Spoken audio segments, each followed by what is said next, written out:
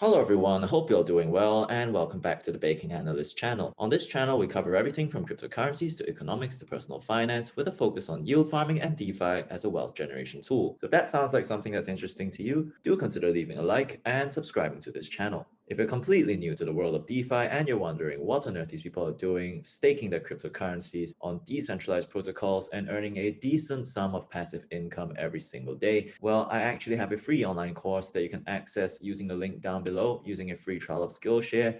You can cancel it at any time and it will come at no cost to you whatsoever.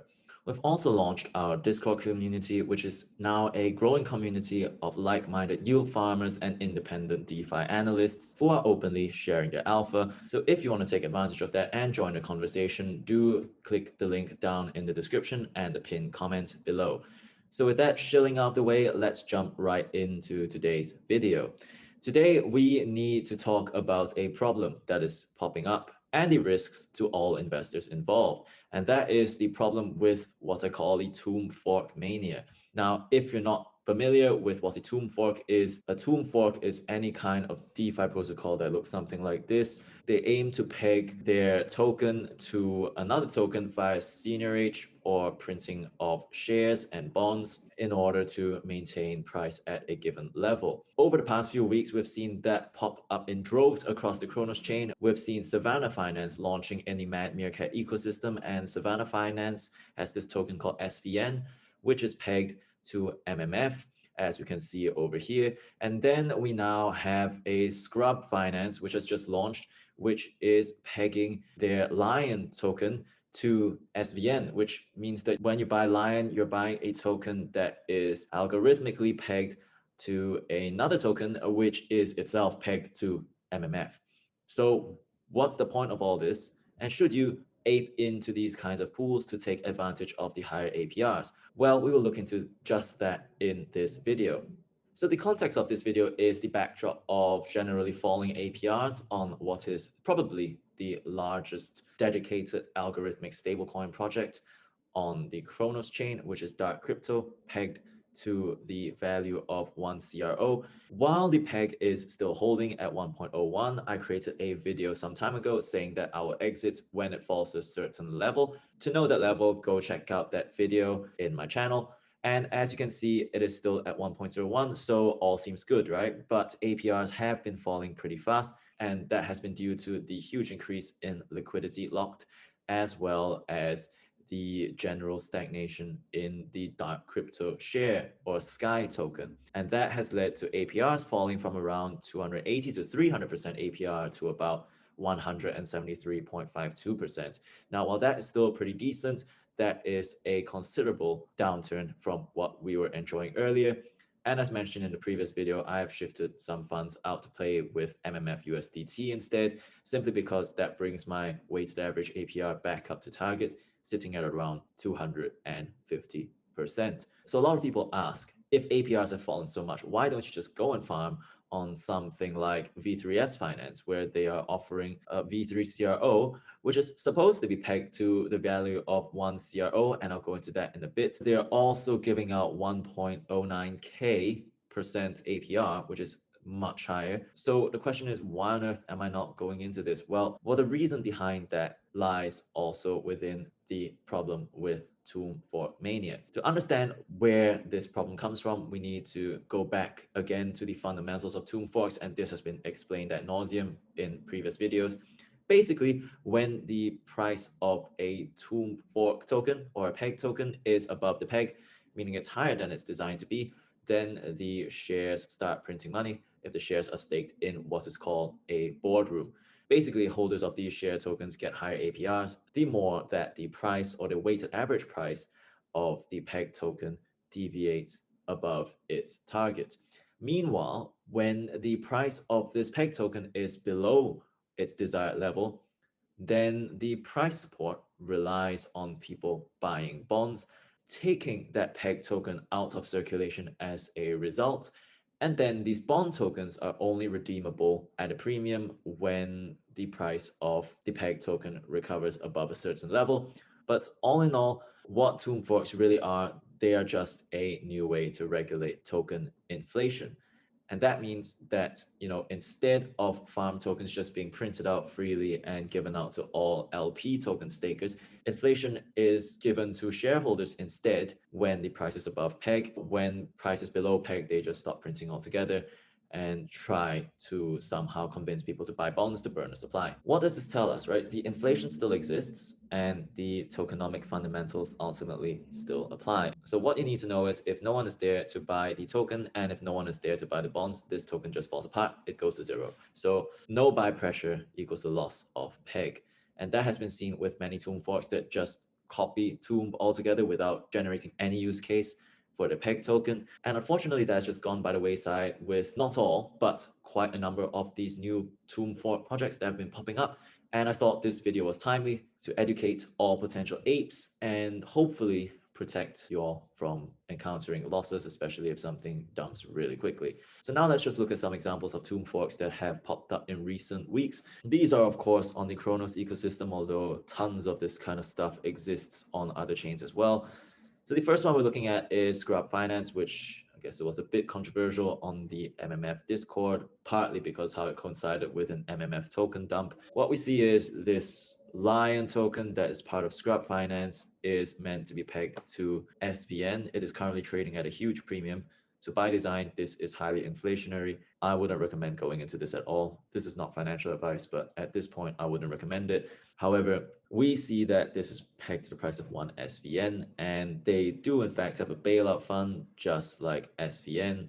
So that means that SVN will be used to buy up Lion in order to hold its peg. It also aims to try to stabilize the Lion SVN exchange rate by locking up SVN and Lion supposedly in liquidity pool token or LP pools. However, from this documentation at least, there isn't a very clear roadmap on what buying pressure there is going to be behind Lion, what use case there is for Lion or what reason people have to buy the token. While this bailout fund thing is a good sentiment to have, DAO funds can run out, and once this DAO fund runs out, there will be nothing backing the token unless people actually want to step in to buy it. So another example of this that has just launched is Pegasus Dollar. We've seen Pegasus Dollar Protocol launch an algorithmic token pegged to METF, currently also trading at a huge premium.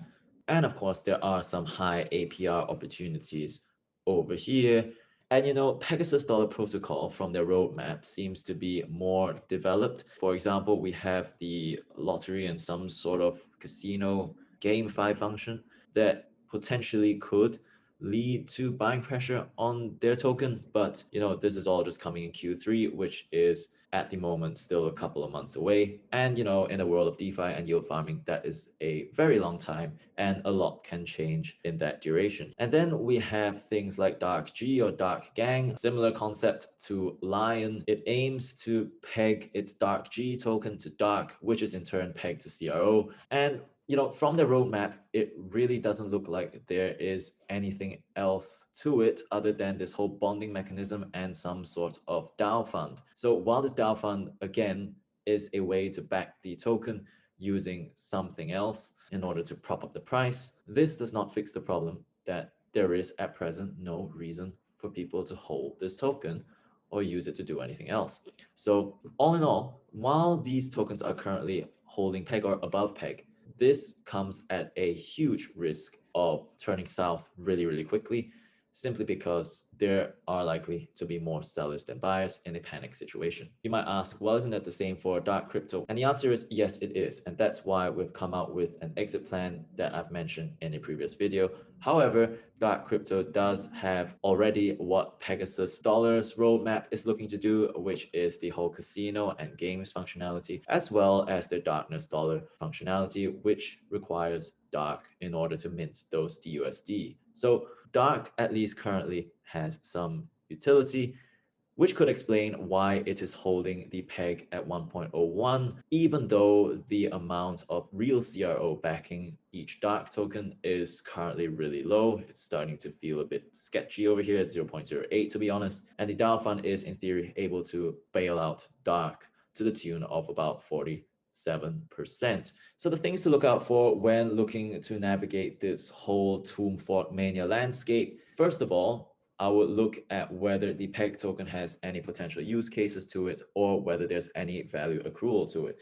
Taxes on selling don't really work because they do not solve the fundamental problem that there is no reason for people to buy and hold that given token. This is just making selling more difficult. If you think of token price as a ship, right? And let's say the ship has a hole on it and water starts coming in, the ship starts sinking. Well, the idea of buying pressure or introducing buying pressure is like introducing a pump to pump water out faster than it can come in, and therefore keeping the ship afloat. On the other hand, if you were to try to tax the token sales, let's say at 15% or 30%, all you're doing is making that hole slightly smaller. The ship is still sinking, albeit at a slower rate. And to give an example of this, we have a look at V3S Finance, which while their V3CRO WCRO pool is doing pretty well at 3% daily and 1.1k% APR, this kind of high APR actually reflects that kind of risk. Because if we look at their roadmap, their primary pegging mechanism is to peg V3S to VVS. However, they have also released various other peg tokens such as V3DUSD, which is supposed to be pegged to DUSD, an algorithmic partially backed stablecoin, and V3CRO, which is supposed to be pegged to the gas token CRO, and Tonic for tectonic finance token. What they are really doing with it is the so-called multi-printer, in which they have this mechanism. What happens is that the token is printed or inflates and rewards shareholders when they're above peg. But when they're below the peg, what happens is that there will be a 15% transfer out tax on each of these kinds of tokens, essentially meaning that when you try to sell or transfer out that token to something else, then your value will be taxed by 15%. And this is supposed to act as a disincentive to selling. But in the case that people decide that, this project, they don't want anything to do with it, they believe that the value of the token is worth less than 85% of the peg amount, then they're just going to sell regardless. And whoever who does not sell because of this 15% tax would be left holding the bag. Unless there is some sort of use case for any of these tokens, for example, in GameFi or whatnot, then I would proceed with extreme caution when looking into tokens like these. So I hope you've all found this video informative and useful. If you like this kind of content, do leave a like and subscribe to this channel, and I'll see you in the next one. Thanks for watching.